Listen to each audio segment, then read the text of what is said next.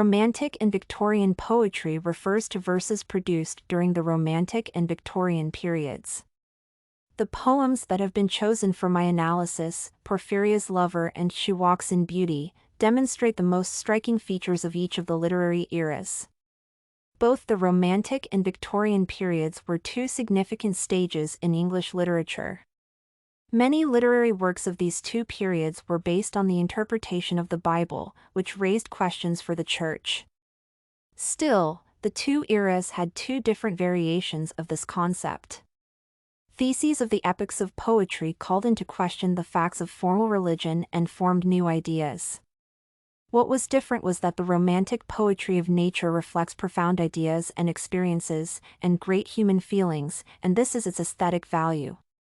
On the contrary, Victorian poetry was affected by the Industrial Revolution and the rapid changes in the technological sphere of society. Romantic and Victorian poetry reflected the critical events of the 18th and 19th centuries, the difference between them being the way these two schools of poetry portrayed the new philosophies. George Gordon Byron, the author of She Walks in Beauty, influenced the work of Robert Browning, who wrote Porphyria's Lover. Comparing the heritage of the poets, the thematic commonality of some of their works can be noted. Thus, in the works of Byron and Browning, there are Italian motives, Byron's poem Beppo and Browning's monologue A Toccata of Galluppi's.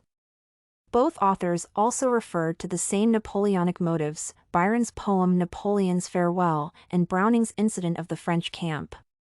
Several works by Byron and Browning reveal the pathos of sympathy for the people's liberation movements, Byron's Song to the Suliots and Browning's The Italian in England. Thus, it is quite easy to trace the connection between the artistic world of Robert Browning's poetry and the work of Byron.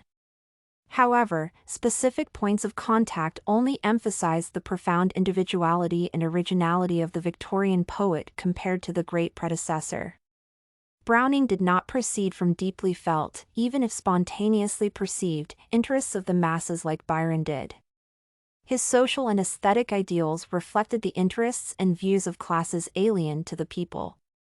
Despite admiring the power and passion of the romantic hero, Browning understands that individualism stops the spiritual growth of a person and hinders his understanding of the outside world.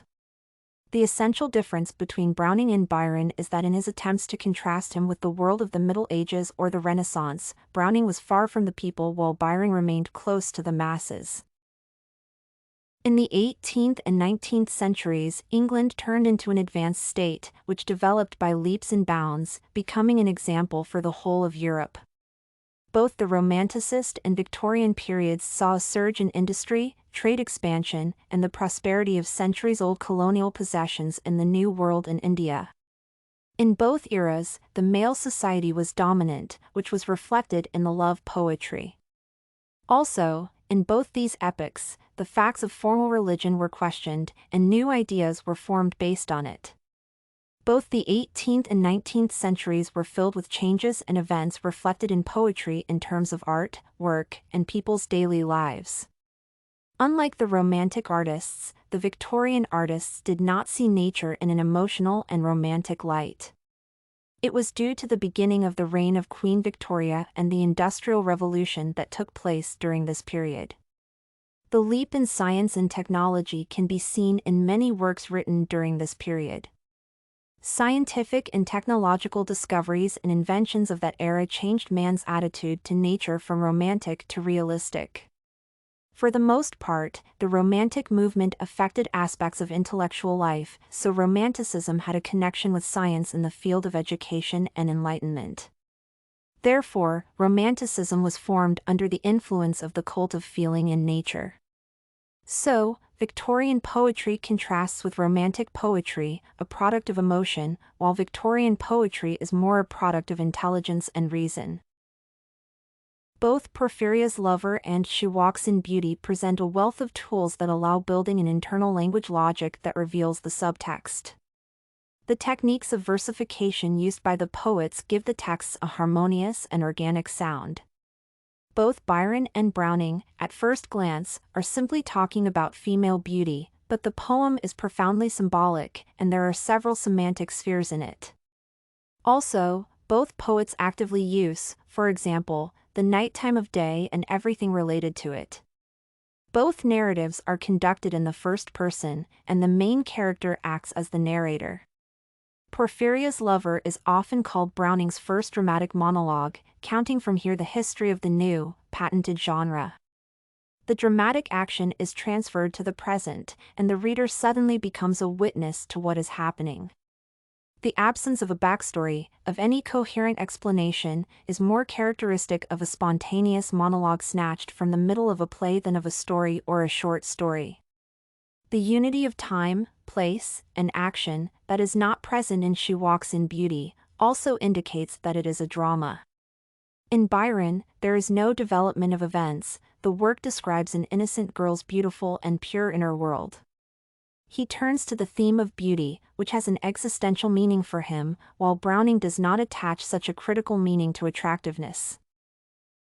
Literary theorists end the period of Romanticism in English poetry at the beginning of the 1830s, then the Victorian period starts.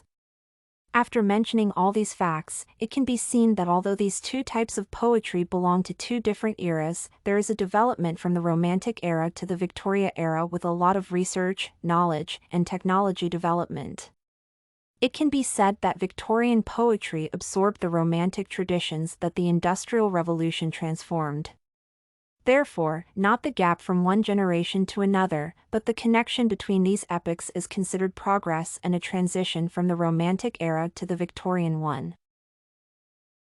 Study Corgi can help you make your studies smarter.